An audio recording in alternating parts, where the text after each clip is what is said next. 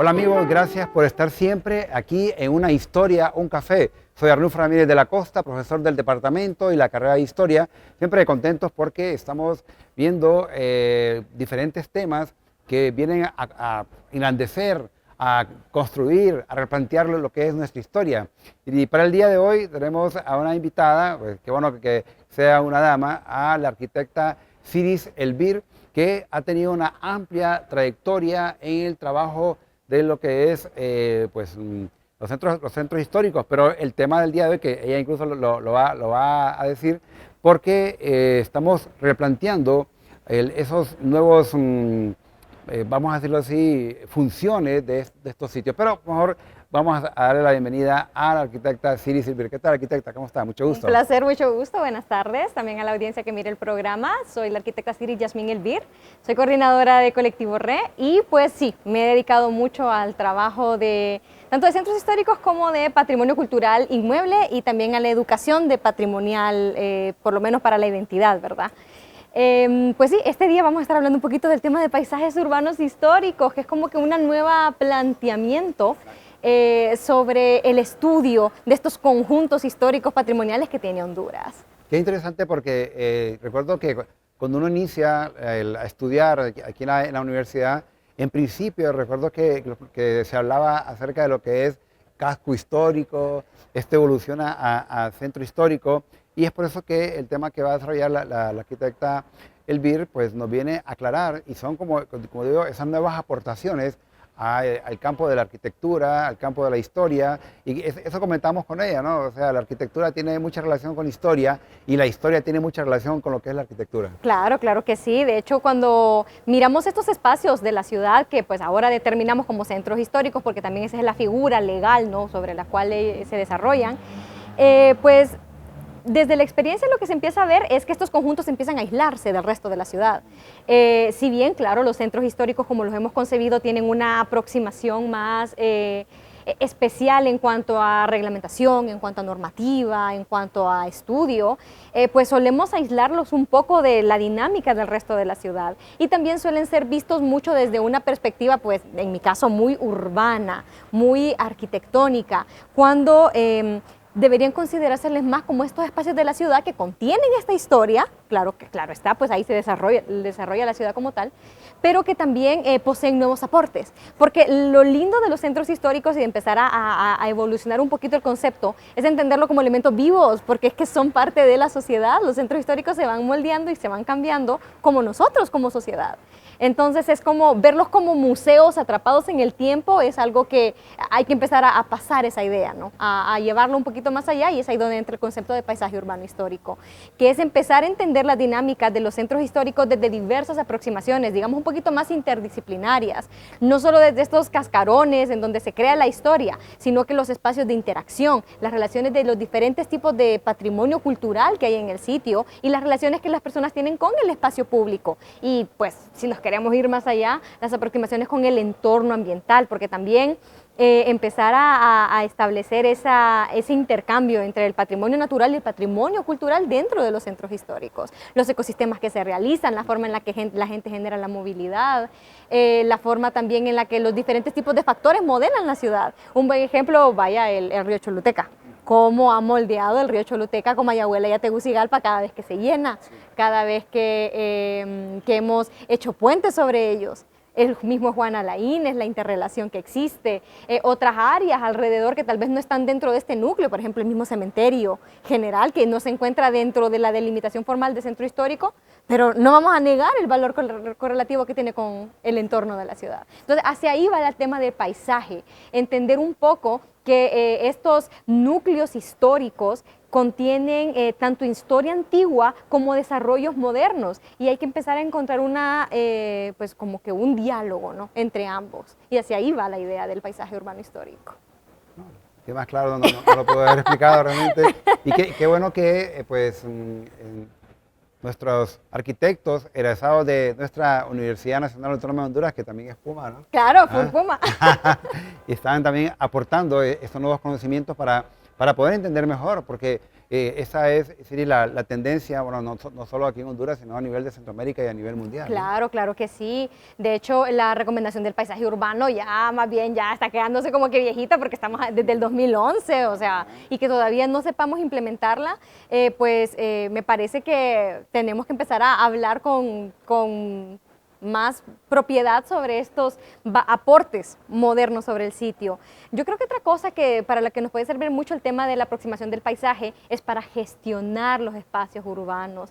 Yo sé que la audiencia que mira este programa probablemente ha ido a muchos centros históricos y tal vez el tipo de aproximación que han tenido, además de la turística, podría ser desde una perspectiva más biológica, también podría ser desde una perspectiva ya del espacio público, de las interacciones.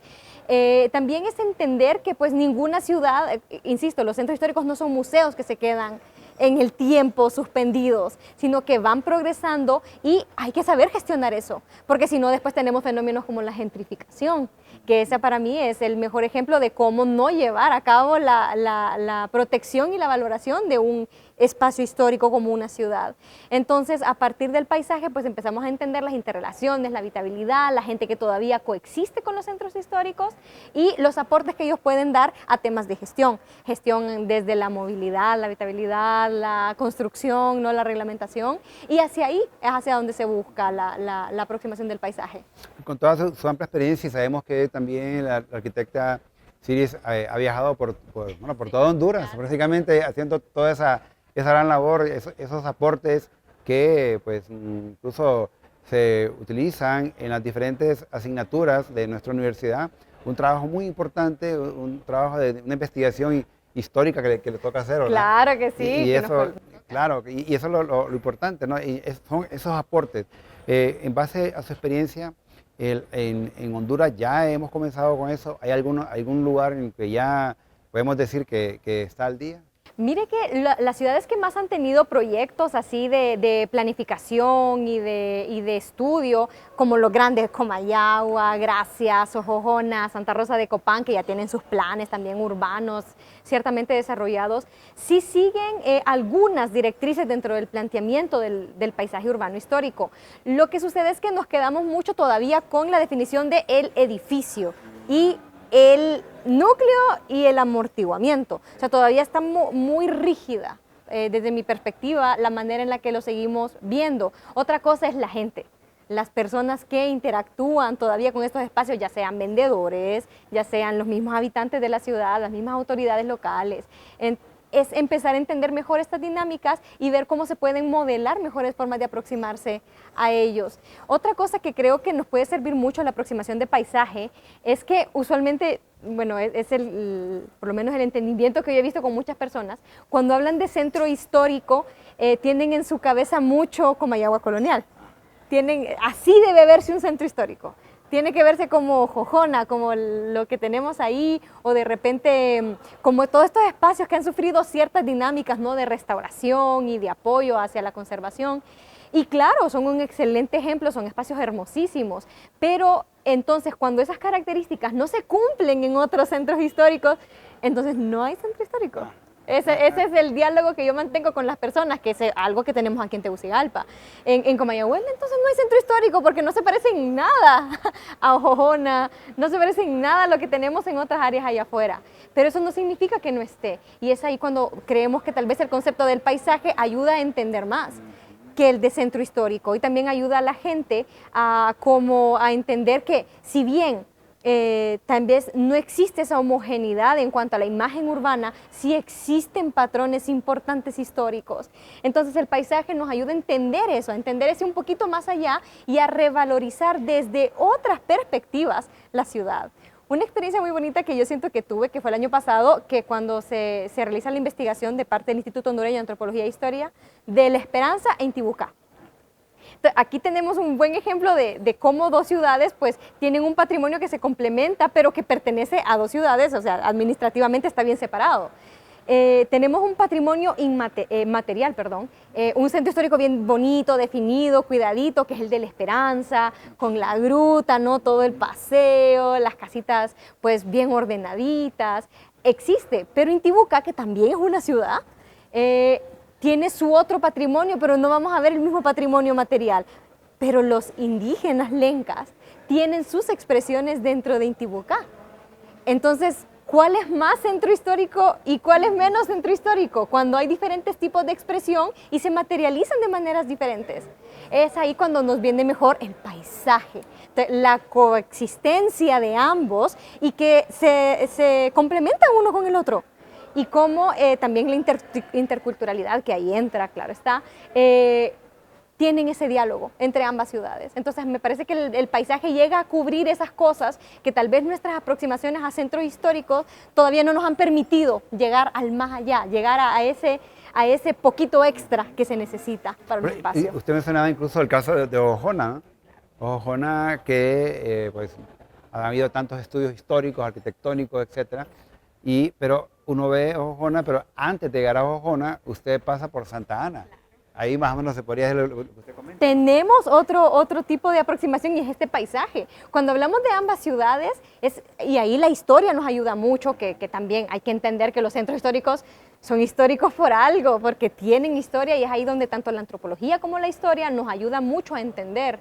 Un primer inicio sería entender esa relación entre Santa Ana y Ojojona, por ejemplo. Cómo se han desarrollado ambas, cómo si han sido formas independientes o cómo ha sido la interrelación. Porque también eso podría ayudarnos a establecer planes de gestiones que no solo beneficien a Ojojona, porque de repente se pueden gestar problemas sociales también. Por ejemplo, la gente de Santa Ana puede decir, no, toda la inversión se va para Ojojona, ¿yo por qué estoy aquí en Santa Ana?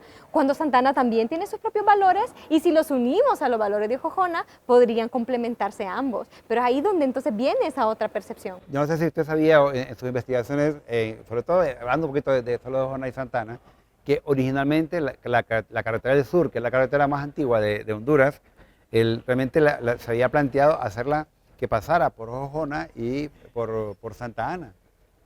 Por ahí va a pasar la carretera del sur, pero por aquello como decimos, de aquellos caprichos de la gente del lugar, la gente de la comunidad, los caciques de la comunidad dijeron que si la carretera pasaba por ahí, se iban a mover muchas personas, muchos hombres, y le iban a quitar a sus mujeres, de los mitos, ¿no? que se hablan en estos lugares. Pero imagínense qué desarrollo hubiera habido o se hubiera replanteado un poco más el tema de Santa Ana, ¿no? Claro, y es los aspectos de estudio, vaya, por ejemplo, cómo altera la percepción tanto del espacio como del sitio, la construcción de una carretera, por ejemplo. ¿Cuántas dinámicas hemos cambiado en las sociedades desde el momento en que abrimos otro tipo de formas de comunicación? Vaya, el buen ejemplo también, todo el recorrido de la época de Tegucigalpa colonial, cuando estábamos hablando de la extracción minera, ¿no? Entonces, cómo se conectaban Yuscarán, San Antonio de Oriente, Danlí, y todo esto, y cómo empezó a cambiar a partir de que se abre la carretera. Este es un factor que alteró todo el paisaje de un sitio y empezó a modificar las relaciones. Y es a partir de la historia cuando empezamos a ver, ok, entonces la ciudad, a partir de este nuevo núcleo de crecimiento, que en este caso es la carretera, empiezan a generarse nuevas relaciones y hay que empezar a entenderlas y también eso tiene que planificarse, también eso tiene que verse. Ahorita, por ejemplo, yo sé que la gente tal vez dice, no, pues ya quedó bien lejos la carretera en este caso que conecta al sur, ¿verdad? Ajá. Pero ¿cuánto le hubiera hecho a Ojojona tener una cantidad de tráfico de ese tipo? ¿Cómo hubiera afectado al patrimonio del sitio, sí, a la vivencia de la ciudad? Y es ahí, por eso es que decimos que las dinámicas de paisaje funcionan justamente para entender eso.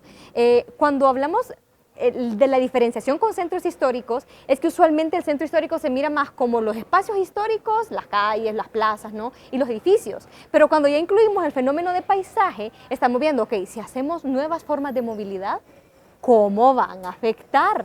Si establecemos nuevas vías de comunicaciones entre diferentes espacios, ¿cómo afecta? ¿Cómo va a empezar a moldear a la ciudad?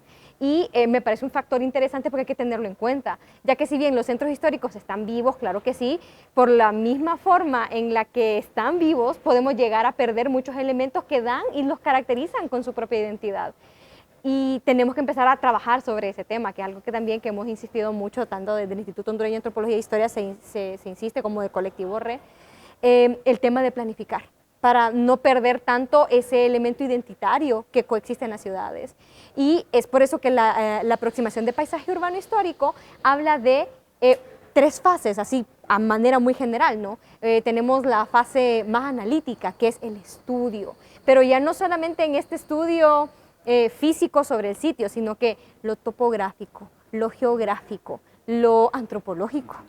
Claro está, el tema también de vivienda, lo económico, lo social, es empezar a incluirlo y claro, el mismo enfoque implica una integración de conceptos que todavía como que tenemos que aprender a malabarear, siento yo, porque tener a muchas personas trabajando sobre un espacio y cada uno desde su área, y encontrarnos en un solo punto, que en este caso serían estos espacios históricos, estos conjuntos, implica mucha dinámica de trabajo que hay que saber malabarear entre las personas. Pero eso es bueno porque es un primer aporte a la fase analítica dentro de la construcción del paisaje de estos sitios. Usted nos comentaba incluso en su presentación que no hay una sola ciudad original que claro, se mantenga. Claro. Y es que ahí está el asunto, la originalidad y la autenticidad. Ese es un diálogo que se mantiene desde el siglo XIX en el tema de conservación. Entonces, si una ciudad no es completamente original, si no es la ciudad que se hizo en el siglo XVIII, no tiene ningún valor entonces. Y esa es otra plática que tuvimos en San Pedro Sula, por ejemplo, con el último video que sacamos del Centro Histórico en el canal de Colectivo Re. Vemos que San Pedro Sula ha pasado por diversas etapas evolutivas, ¿verdad? Como ciudad, y la ciudad que vemos ahorita no es la ciudad que se funda en el 19, aquella ciudad de madera, aquella toda bonita, todo, con aquellos elementos del sur de Estados Unidos, ¿no? Ya queda muy poco de esa ciudad, ya no está. Pero entonces que ya no esté implica que no hay historia en la ciudad que tenemos actualmente. No existe ese diálogo entonces. Y es por eso que hay que aprender a entender las cosas como desde lo auténtico, claro, pero no empezar a molestar mucho con ese tema de no, si no es el edificio que se creó allá en 1800, ya no es el edificio. ¿Cómo es eso? Vaya, por ejemplo, la Catedral de Tegucigalpa, ¿cuántas transformaciones ha sufrido esta catedral? Un montón, y solo por eso no es el edificio colonial entonces. ¿Ah? Y hay que empezar a entender también que nuestras ciudades han evolucionado, han cambiado y que tienen nuevos aportes y nuevos valores. Los valores que tenía la Tegucigalpa del siglo XVIII no son los iguales que las del XIX, no van a ser igual que las del XXI. Entonces empecemos a evolucionar con esos conceptos y encontremos nuevos, porque ese diálogo hay que mantenerlo. Como entes vivos que son las ciudades, debemos comprenderlas desde los cambios, desde esa heterogeneidad que las caracteriza tanto y empezar a encontrarle nuevos atributos de ahí. Y también eso va a ayudar a que las nuevas generaciones podamos y puedan encontrar el porqué de seguir protegiendo, porque esa es la verdadera problemática.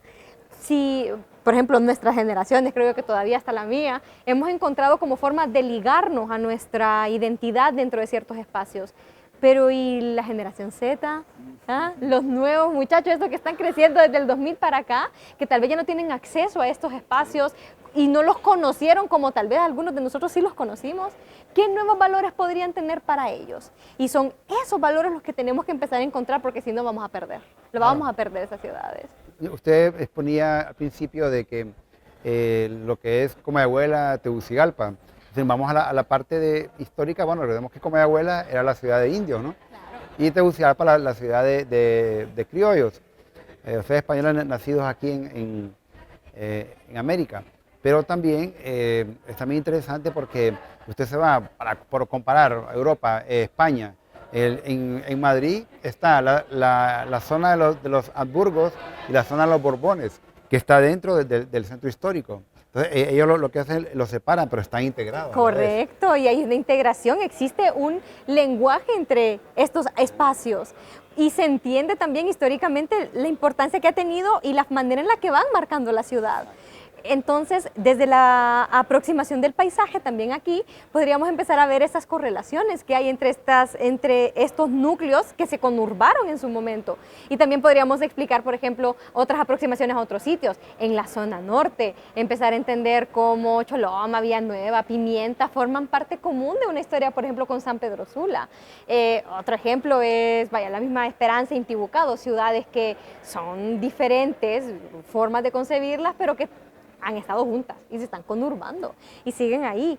Entonces, desde la perspectiva de paisaje, empezar a entender la primera fase, la analítica, recopilemos la información, estudiemos la ciudad desde diferentes aproximaciones. Ya no solamente desde la patrimonial, que es la más usual, claro está, que por algo son núcleos históricos, porque tienen ese apartado específico que tal vez no existe en el resto de la ciudad. Pero hay que empezar a entenderla desde su topografía, desde sus factores de riesgo, desde su sustentabilidad, etc. Y luego de eso, hacer una siguiente fase que es la de la identificación por unidades. Insisto, hay que empezar a ver qué nuevos valores tienen estas ciudades para poder traspasarlos a las nuevas generaciones y que las nuevas generaciones empiecen a reinterpretar la manera en la que vivimos y vemos estas ciudades, porque si no, el factor conservación va a costar que se dé mucho más. Y al final generar instrumentos, que esa es como una última fase, ¿no? Generar instrumentos donde podamos, pues, ya sea forma de mapas, forma de fichas, forma de investigaciones, ahí habría que ver mucho, ¿verdad? La aproximación que se toma, reglamentación también, pero empezar a ver cómo vamos a proteger esto que ya encontramos y cómo se va a empezar a delegar ese traspaso, porque es que hay que hacerlo. Sí. Hay que hacerlo, porque si no en nada estamos. Y en el caso de Honduras, pues como le comenté al inicio, si bien las ciudades que tienen centros históricos un poco más cuidados han tenido procesos y planes y programas, ¿no?, de centros históricos, yo siento que la única que ha tenido como que una aproximación del paisaje es obviamente el Distrito Central, que se hizo un estudio del paisaje urbano histórico de Tegucigalpa, del cual fuimos voluntarios en su momento. Ahí fue donde aprendimos, yo todavía estaba estudiando en la universidad, ahí fue donde aprendimos un poquito sobre los conceptos y empezamos a verlo como una alternativa para estos sitios en donde la gente siempre nos dice, no, es que no existe, no, es que no hay, no, es que aquí no hay nada que cuidar. No, claro que no, sí hay. Solamente que hay que empezar a reinterpretar cómo lo veo.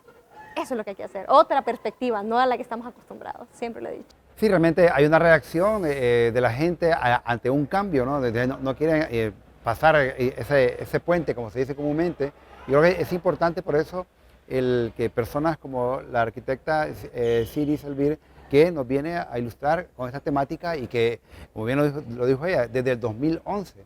Ahora, si se inicia con este proyecto del paisaje urbano histórico, a su modo de ver, en base a su experiencia arquitecta, aparte de Tegucigalpa, ¿cuál sería el lugar donde se puede llevar a cabo mejor este proyecto? Mire que yo, de hecho lo estuvimos estudiando en un diplomado que yo llevé justamente de paisaje urbano histórico y pues siento que el sitio donde más tiene como que se podría hacer su implementación es en las grandes ciudades. Me los imagino como San Pedro Sula, claro está, sitios como Ceiba, Tela, Choluteca, estas ciudades que ya han crecido un montón y donde pues hay diferentes interacciones. En esos sitios se podría hacer una excelente implementación.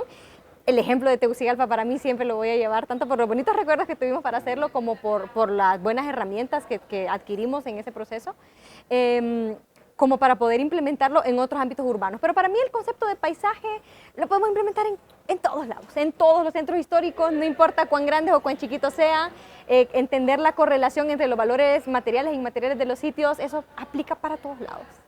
Entonces, por eso es que muchas veces también hay personas que dicen, entonces no hablemos de paisaje urbano, no que hablemos de paisajes culturales en general. Pero para mí esa ya es una expresión mucho más abarcativa todavía, ya mucho más grande. Ahí tenemos otros factores también. Siempre le comento a las personas, a mis amigos, estudiantes que tengo, acerca de los temas que voy a desarrollar. Incluso le doy como un pequeño adelanto. Me preguntaba un estudiante, dice, pero Ciudad Universitaria puede ser un paisaje urbano. ¡Ah, qué interesante! Muy bonita la idea. Sí. Miren, lo que sucede para mí es que, bueno, Ciudad Universitaria está dentro de un paisaje urbano, o sea, ya está dentro de un entorno que tenemos aquí, todo este desarrollo acá.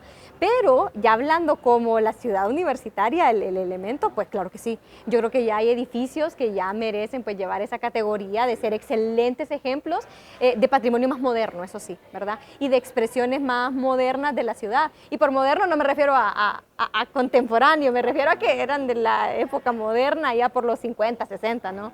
Yo entiendo que los historiadores y los arquitectos hablamos diferente de temporalidades en ese aspecto. Bueno, pero para los arquitectos ya algo de los 50, 60 ya está, ya debería patrimonializarse, ya llegue. Pero para mí, para que los historiadores todavía es como que es muy nuevo. Yo miro que a los historiadores les cuesta pasar del 60. Claro. Por la línea de tiempo, son bastantes siglos. Bueno, realmente en este corto tiempo que ya nos queda, arquitecta, y que el tema es muy interesante, yo siempre digo que esos temas tan interesantes que tenemos que hacerlo por serie, ¿no? Y hablando un poco de lo que son series, solo me gustaría que en estos par de minutos que nos quedan ya, unos 2-3 minutos, que nos haga un resumen acerca de cuál ha sido su labor, cuál ha sido su aporte, porque sabemos que ella hace un trabajo importante, de mucho apoyo a la academia. Si nos da un resumen, ¿usted qué es lo que ha hecho últimamente? Muy bien, pues la mayor parte de mi trabajo ha sido con el Instituto Hondureño de Antropología e Historia. Ahí fue donde me desarrollé entendiendo el tema de conservación, restauración, intervención, reglamentación y crecimiento, además de valoración de sitios históricos, en especial de los conjuntos que tienen que ver más con ciudades, ¿verdad? Pero desde mediados del año pasado a la fecha me he dedicado más al tema de difusión a través de las redes sociales y del canal de YouTube del colectivo RE, donde hablamos un poquito de aproximaciones históricas. Y el último trabajo que realizamos justamente fue una serie de centros históricos, donde hablamos del desarrollo pues desde los orígenes, tanto coloniales en algunos casos como prehispánicos en otros, hasta la época pues más actual, ¿verdad?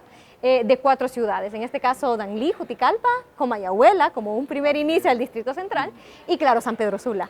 Y ese es el trabajo. Seguimos estudiando las ciudades y queremos seguir haciendo aportes para empezar a hacer más identificación, porque entendemos en el colectivo la importancia que tiene conocer el pasado para poder establecer estrategias, en el caso de los arquitectos, ¿verdad? Estrategias para ver cómo seguimos modelando y tratamos de colaborar a la conservación de lo que todavía pueden aportar nuestras ciudades históricas. Entonces, por eso es que nosotros vamos bajo la línea de nueva vida para las ciudades históricas. Bueno, realmente es un lema muy importante y nosotros lo apoyamos y lo tomamos de la mano porque vale la pena, ¿no? Estos nuevos aportes, estos nuevos conocimientos, porque que van aplicados también a las diferentes temáticas que se desarrollan tanto en arquitectura, historia. Así que Siris también es famosa en la carrera de historia, es reconocida, ¿verdad? Por su buen trabajo, porque hace un trabajo y creo que una de las cosas, Siris, que nos llama a nosotros mucho la atención como historiadores es que hay que citar la fuente y usted siempre tiene ese cuidado de citar la fuente. Sí, eso es porque fundamental. Es que en el colectivo hay historiadores, entonces, cite, no, los arquitectos citamos, no. Así es. No, pero siempre hay que decirlo, más que todo porque hay personas que, fuera de los ámbitos académicos, claro está, que le tienen cierto repelús a la academia, sí. o que creen que la investigación o la memoria anecdótica es la única forma de obtener información. Entonces, parte de nuestra labor de citar y de decir siempre quién fue quien hizo la información es porque para primero darle un poquito de resalte a la persona que ha invertido su tiempo, su vida, porque investigar es la vida, Arnulfo, realmente. Yo hasta que ya me puse a investigar como tal, me doy cuenta de lo increíble que es ese mundillo, ¿verdad? De estar viendo fuentes y leyendo e interpretando, es increíble. Entonces, primero para dar un poquito pues, de relevancia a la gente que ha invertido tiempo de su vida en generar conocimiento, que nosotros siempre vamos a avalar eso, que felicidades, lo necesitamos mucho. Y segundo, pues para dar un poquito de difusión, porque las cosas no se crean de la nada. Hay una persona que estuvo ahí sentada y por muchos meses tratando de entender cómo sucedió un acontecimiento. Entonces también para aportar un poquito a la memoria anecdótica, que esa creo que la tienen muchas personas y viven con ella y está bien, pero cuando la juntamos con la memoria histórica, le damos un plus todavía. Arquitecta, muchas gracias por haber aceptado nuestra invitación. Aquí, Una Historia, un Café, siempre las puertas abiertas, ya sabes. Muchas gracias. Bienvenida y siempre es un gusto tener a una dama aquí en nuestro programa Una Historia, un Café. Y a ustedes también gracias por seguirnos y conociendo de estas nuevas historias. Esperamos que pues, quedan por ahí, las pueden buscar si no pudieron estar el día que se presentó el programa, las pueden buscar en las redes oficiales que aparecen en la parte de abajo. Nos vemos en el siguiente programa, que pasen un feliz día. Hasta pronto.